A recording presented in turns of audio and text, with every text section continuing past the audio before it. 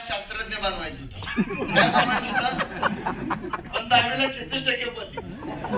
आता 10वीला 36% वाढायला ऍडमिशन आर्टला घेतलं पाहिजे का सायन्सला घेतलं पाहिजे? कशाला घेतलं पाहिजे? माझ्या घरच्यांनी मला सायन्सला घातलं. आता कॉपी करून पास जाणाऱ्या मुलगाला सायन्स पटेल. मला 6 महिने sine cos tan theta delta beta त्यावेळेस पण काही कळलं नाही आणि आज पण कळलं नाही. आज कळलं रोगाची नाव आणि गाड्याची नाव आहे. बरोबर आहे ना? मग कसं तर लाजकाच परत कॉपी करून पण 12वी पास झालो आणि 12वीला एवढी प्रगती पडली फक्त 37% पडली. काय केली पडली? बरं कॉपी कशाच करावं हे पण कळलं पाहिजे. इंग्लिशच्या पेपरला गणिताची कॉपी करतोय चालेल का बाबा? आयुष्यात कॉपी कशाची करायचीच कळलं. महाराष्ट्रीयन माणसं ज्यादा मोठेपणा घेतात का मोटिवेशन घेतात? हॅलो, मग आपण पण तेच करणार. आता जर ह्या मॅडमला म्हणलं तुम्ही कोल्हापूरच्या महापौर बनवू शकता, फक्त एवढेच बोला, उद्यापासून हळद कुंकाचा प्रोग्राम चहा पाण्याचा प्रोग्राम मॅडमच्याच घरी चालणार. मोठेपणा जसं जसं माझं वय वाढत गेलं, वजन वाढत गेलं ना अक्कल कमी होत गेली. मग मी 12वी झाल्यानंतर गावातली लोक म्हणली बापू आपण तुला गणपती मंडळाचा अध्यक्ष बनवतो. माहिती ना गणपती मंडळाचा अध्यक्ष याला मी लय हवा. पण गणपती मंडळाचा अध्यक्ष झालो आमच्या ग्रामीण भागात एक असते वर्गण कुठून चालू करायची पहिल्यांदा स्वतःची पावती पण लागते. आता आपल्या खिशात पैसे असतात का? मग आम्ही आमच्या घरी वर्गण मागायला जायचो. आमचे काका शिक्षक आहे. बापू मी तुला पाजन तोडी वर्गण देतो फक्त तू गणपतीची आरती म्हण. आता गणपती मंडळाचा अध्यक्ष मी आहे. मला आरती काय येत नव्हती तरी मी अध्यक्ष होतो. आल्या म्हणलं ह्यात काय प्रॉब्लेम नाही. मी परत गणपती मंडळाचं पद सोडून दिलं. मग तसंच मी परत मला म्हणली गाव आता तू तांडामुक्तीचा अध्यक्ष हो. माहिती ना तांडामुक्ती अध्यक्ष? मी 5 वर्ष सर तांडामुक्तीचा अध्यक्ष होतो. मी गावाची भांडणं मिटवायचो आणि घरी गेल्या गेल्या माझ्या बायकोचीच भांडणं चालायची. आता खरं सांगा आपली बायको भांडते जगाला सांगू शकतो का? आमच्या सोलापूरला एक म्हण आहे बघा, जगाला भारी म्हणजे तुम्ही पण आहे म्हणत. मला वाटलं मी एकटाच आहे बघा, म्हणजे असं मन चालू होतं. मग चला म्हणलं हे पण असताना म्हणजे माझं बरंच काही चालू असताना मला वाटायचं माझं लय भारी चाललंय. किती लोकांना लय भारी वाटलं? सर्वांना वाटतं लय भारी चाललंय या. आणि अशा वेळेस 2013 साली जसं तुम्हाला कुणी ना कुणी हॉलमध्ये बोलवलं नाही सांगा बरं. अशा मला 2013 साली 3 लोक टू व्हीलरवर आले. आता माझ्याकडे गाडी आपाची कमय बापाची, माझं काहीच नव्हतं. मी वयाच्या 29 वर्ष बापूच्या खानावळमध्ये खाल्लंय. माहिती आहे ना बापूची खानावळ? किती लोक बापूच्या खानावळमध्ये खातात? बापूची खानावळ म्हणजे आमच्या पंढरपूरला बापाच्या जीवावर बसून खाणाऱ्याला बापूची खानावळ म्हणतात. कसं निर्लज्जासारखं म्हणायचं बापाच्या जीवावर बसून खातोय. मी 29 वर्ष बापूच्या खानावळमध्ये खात होतो आणि अशा वेळेस 2013 साली 3 लोक आलेत आणि मला डायरेक्ट करोडोच्या गोष्टी बोलतात. पटलं असेल गाव? खरं सांगा आपल्या घरी पाहुणा आला सुरुवातीला पाणी देतात का चहा देतात? मॅडम झाले का कोल्हापूरला असं कधी? पाहुणा आला दरवाजा उघडला हा चहा घ्या आणि 15 मिनिटांनं पाणी प्या. पाहुणा म्हणाल ही बावलट आहेत का मी बावलटच्या घरी आलोय? तसं नवीन लोकांना हे पटतं का 2,10,000? हे मलाही पटत नव्हतं. मी ऐकलं नाही. पण त्यांनी जसं तुम्हाला मीटिंगला बोलवलं असं त्यांनी मला खोटं सांगून मीटिंगला बोलवलं. बापू पंढरपूरला जायचं आहे 2 तास फक्त माझा एक प्रोग्राम आहे, मी तुला जेवण देणार. आता जेवण देणार म्हणलं माझ्या आवडीचा विषय. त्यांना आणले ते आणलं. सर जसं तुम्हाला बसवलं ना माझा चेहरा आज तुम्हाला माझा दिवस आठवत होतो. जसं तुम्हाला बसवलं असं मला बसवलं. खरं सांगा टाळ्या वाजवायला आवडतं का? नाही आवडत आहे काय? वाजवत आहे पण जबरदस्तीनं वाजवत आहे. बरोबर आहे ना? तुम्ही हात तर सोडला मी हातच बांधला असता. फेविकॉलची जाहिरात चला तुटे का नाही चला तोडे का नाही चला माझी फेविकॉलची जाहिरात मीच करत होतो. बरोबर आहे ना? तो असं बोलाय माझा उद्देश जेवणाचा होता. आणि इथं आले की ह्याच्यासाठी टाळ्या वाजवा त्याच्यासाठी उठा. काय घरी उठा बस कमी येते का? म्हणजे लोक लावतात. लास्टला एक डॉक्टर साहेबासारखा एक व्यक्ती आला आणि किती लोकांना जेवण पाहिजे म्हणलं राहिलं म्हणलं अख्ख्या हॉलमध्ये फक्त माझ्याच क्वालिटीचा माणूस भेटला आणि मी 2 हात वर केलं. आता मी 2 हात वर केलं मला वाटलं अख्खा हॉलच्या हॉल जेवणासाठी आला असेल. पाठीमागं वळून बघितलं तर कोणाचाच हात वर नाही. मी गुपचूप परत हात खाली केला. लोक म्हणजे हा उपफिपशे काय.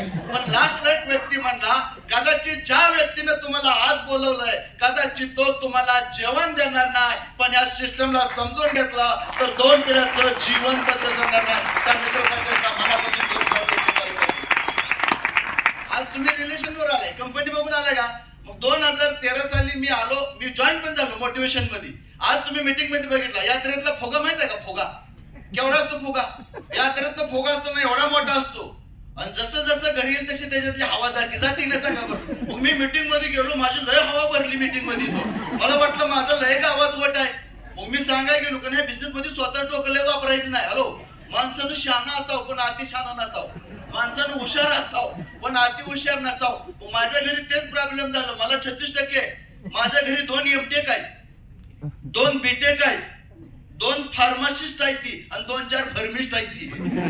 त्यांना किती सांगा असतं. मला वाटलं माझं गावात लय वट आहे, माझं भाव ऐकलं, त्यांनी तर दुनियाचं ऐकलं नाही. मग मी सुरुवातीला 10 लोकांची लिस्ट काढली, त्यातली 7 लोक लय भारी बोलली. बापू कंपनी कुठं आहे? आता मला माहित नाही कंपनी कुठं आहे. कंपनी चेन्नईची, सांगणारा मुंबईचा आणि मदत ती पंढरपूरचा. मदत करायची. तरी ती 7 लोक सर कंपनीच्या ऑफिसची बघायला गेली ती. मग ती श्रीलंकेला गेली का तामिळ भांड्यात गेली, अजून मला भेटली नाही ती. तर ती दोघं तिघं म्हणली बापू कंपनी लय भारी आहे, पण मी कुठलाही निर्णय माझ्या बायकोला विचारल्याशिवाय घेत नाही. मी म्हणलं तू विचार अगर नाही विचार. ती जर एवढी शहाणी असती तर माझ्या संग लग्न केलं असतं का? त्याच्यामुळे मी तिला तुमचा प्रश्न आहे तुम्ही विचारायचं नाही. माझ्या जिंदगीतला पहिला निर्णय मी माझ्या बायकोला न विचारता घेतला. आता मला सांगा बिझनेस लय चांगला आहे, पण थोडं ज्ञान घेतलं पाहिजे. मग बिझनेस मध्ये पॉझिटिव्ह पेक्षा निगेटिव्ह लोक जास्त असतात.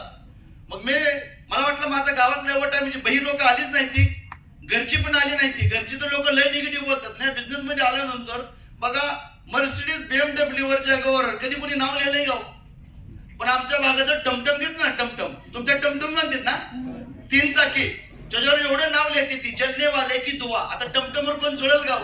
आणि एका कोपऱ्यात लिहिलं असतं सनम फिर मिलेंगे. आता टमटमवर जर सनम मिळालं असतं तर आपल्याला एवढा उद्योग करायचीच गरज नव्हती बरोबर ना. आणि एक बाकडा असतं बघ, त्याच्यावर लिहिलेलं असतं ए बघतोयस काय रागानं आणि वरट्यात केलं वागानं. आणि त्याच्या टमटम मध्ये 10 पुती माका टाकली, त्याचं टमटम चढवणं चढतं का? 10 वागांना टाकलाय लागतं बरोबर आहे ना. म्हणजे ज्या धंद्यात ज्यांनी पैसा कमवला ती लोक लय नम्र आहे ती, आणि जी लोक पैसाच कमवत नाहीत. पण लोकांची काय चुकी आहे? आपली अवस्था एक सर्वसामान्य लोकांसारखी आहे. मारीगोल्ड बिस्किट सारखं पार्ले बिस्किट सारखं आहे बरोबर. मॅडम मारीगोल्ड बिस्किट कपात जातं का? आणि पार्ले बिस्किट कपात घातलं तर तोंडात येतो का? खरं सांगा बरं, आपली अवस्था अशी झाली का सांगा बरं. आज प्रत्येकाला पैशाची गरज आहे. मलाही पैशाची गरज होती, पण मला करू वाटत नव्हतं. मग हेच 2016 साली मला यश आलं नाही, पण ह्या बिझनेस मध्ये जे लोक सक्सेस झाले, आज त्यातला पहिला व्यक्तिमत्व आहे. मी 2013 त्या व्यक्तीला 2 व्हीलर रुपये केलं होतं. आज ब्ल्यू डायमंड व्यक्ती दत्तात्रय कदम सर आज ते 6 करोडच्या हिरानंदी राहतात आणि जगभरामध्ये. दुसरा व्यक्तिमत्व एक पेंटिंग काम करणारा व्यक्ती जर या बिझनेस मधून BMW घेत असेल, मग बिझनेस मध्ये ताकद आहे ना सांगा बरं. बघा एक शिक्षक आहे, एक शिक्षक एका विद्यार्थ्याला टॉपर बनवतो आणि एक विद्यार्थी नापास होतो. जर तुम्ही नापास विद्यार्थ्याला विचारलं तो काय म्हणणार?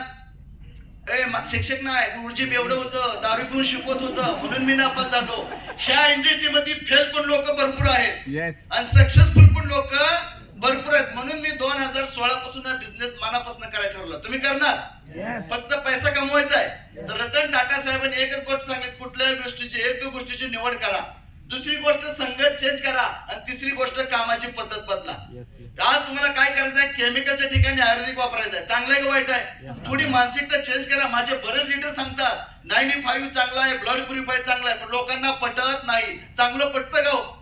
थोडी मानसिकता चेंज करा. गेले 8 दिवस झाला आपण मीडियाला बघतो एक गोष्ट, नको ती पासून 200 कोटी कमवायला लागली ती लोक, नको ती. आणि इथं लोक चांगलं पाचतात तर लोकांना पटत नाही. हा गेम मानसिकतेचा मित्रांनो. मग 2016 साली मी केमिकल, बरं मला सांगा पूर्वी डिलिव्हरी होत होत्या कुठं? घरी होत होत्या का हॉस्पिटलला होत होत्या? कारण पूर्वी पिझ्झा बर्गर होम डिलिव्हरी होत नव्हता, म्हणून डिलिव्हरी घरी व्हायची. आज पिझ्झा बर्गर होम डिलिव्हरी आणि होम डिलिव्हरी पण आपण झालोय सुशिक्षित अशिक्षित झालोय ना. त्या ठिकाणी सांगते सेलिब्रिटी तिचा नवरा टाकला, ती केस किंग व्यक्ती आपल्याला म्हणजे पडतं का? अरे मी आता एक जाहिरात बघितली बघा त्या फॉगची. एक पोरग फॉग मारते ना असं चालतंय, त्याच्या पाठीमागं समजा पुरीचा थावाच्या थावा लागलाय. तो दुसरं पोरग म्हणते गर्दी कशाची? ती म्हणते तेरे पास फॉग आहे का? आपल्या पुरी फॉग काढते ना का? लोक खरं बोलतात का? अहो मला सांगा ती एक संतूर आपली मम्मी आता कुठं संतूर वापरून वय कमी होते का? जर असं असेल तर माझ्या मापाचा टप मिळतो का बघा. मी जाताना टप रोज 2 डझन. कुठं कावळा बगळा झाल्यावर तुम्ही बघितलाय का? ही लोक बोलतात खोटं, आपल्याला वाटतं खरं, आणि आमची लोक बोलते ती खरं वाटतं खोटं. पण मानसिक, जर तुम्ही काळा गॉगल घातला तर मी कसा दिसेल? काळा ते काळा दिसेल. आणि लाल गॉगल घातला तर मग प्रॉब्लेम कोणाचा? म्हणून ह्या बिझनेस कडे बदलण्याचा दृष्टिकोन मी बदलला. पण करत असताना सक्सेस बनताना अडचणी भरपूर आहेत. ह्या बिझनेस मध्ये आल्यानंतर माझं, आता अभिजित बोलून गेला का सांगा, हा ऐकतच नसायचा माझा, ह्याला 96% आणि मला 36%. घरची कोणाच ऐकत असलेली, लय सल्ला घ्यायचं म्हणलं की लोक ह्यालाच जायची. पण मी म्हणलं अभिजित आता आपलं लग्न होणार, करायला लागणार आहे की नाही? मग मी म्हणलं आपण जर पोरगी बघायला टू व्हीलरवर गेलो, ती खानदान पण टू व्हीलर ना, आपण जर टमटमने गेलो, पोरगी टमटम ना द्यायला का कर देणार मला? मी सांगितलं या बिझनेस मध्ये आल्यानंतर, बरं त्याला बी नाही, त्याला 35,000चा पगार होता आणि मला मी काहीच कमवत नसत. पण मी त्याला सांगितलं या बिझनेस मध्ये ये बाबा. आल्यानंतर बघा, रावण का हरला आणि राम का जिंकला. रावणाबरोबर बिभीषण नव्हता, पण रामाबरोबर लक्ष्मण होता. माझ्या लक्ष्मणासारखा उभा राहिला. आणि तो यंटेश म्हणला, अभिजित सर एक साधारण बघा, शोधल्यानंतर लोक भेटतात, मनापासून करता आलं पण. कुठला पिक्चर दिलशे का दिमाग शे कधी आहे का सर? दिमाग से दुल्हनिया ले जाएंगे, दिल वाले दुल्हनिया ले जाएंगे. हा बिझनेस पण दिल से करायला लागतं. मग मी संगत चेंज केली. आजपर्यंत माझी संगत, ज्या लोकांनी करोड रुपये कमवला अशा लोकांची संगत पकडली. चांगलं आहे वाईट आहे? मग आज मी 2016 पासून हा बिझनेस माझा बिझनेस म्हणून करतोय. आणि हा बिझनेस करताना तकलीफ, आज बिझनेस मध्ये थोडा लेडीज मध्ये येतो. मग आमचा बिझनेस, नोकरीत काम टाइम टू टाइम आहे, पण पैसे बेटाइम मिळतात. आज 4-4 महिने झाला लोकांचं पगार होणार. जिथं काय मिळत नाही लोक फुल टाइम थांबतात. पण ह्या माय लॅबची ताकद, 4 ते 5 वर्ष मनापासून काम करा आणि फक्त इथं मोबाईल टाका, बुधवारी एक मेसेज येणार, युअर अकाउंट क्रेडिटेड 2,10,000. कसं असेल? मला एकच माहित आहे, पैसा नसला की समाज म्हणतोय हम आपके है कोण, बरोबर? आणि पैसा असला की ती समाज म्हणणार आ गले लग जा हम साथ साथ है. मला माहित आहे 2016ला मी बिझनेस चालू केला. माझ्या बाप माझी मेहणी पण म्हणायची, ताई तुझा निर्णय चुकला, दाजी किती ब्लॅक आहे. मग ती 5 वर्षांना काल घरी आली. मी तिला मागितलं, शकल से अक्कल का मत अंदाज लगाओ, हम दिखने में ब्लॅक हो मगर 2,10,000 व्हाईट म्हणे. मला एकच कळालं. आणि हा बिझनेस मध्ये अडचणी भरपूर आहेत. लेडीजला तर लय अडचणी असतात. बिझनेस करताना अडचणी येतात का? आम्हाला लय अडचणी येत असायच्या. मग आम्ही थोड्या बायकाशी बोलायचो ना, आमची फोन बरोबर बायको मला फोन लावायचे. आता फोन व्यस्त असल्यानंतर प्रॉब्लेम आहे ना. हा धंदा आम्हाला बी थोडं बेटाइम काम करायला लागतं. आम्ही कधी 11ला जायचो, कधी 12ला वाजायचो, कधी 2 घरी वाजायचा. जर आपला नवरा लेट आला तर आपण त्याचा सत्कार करतो का नाराज होतो?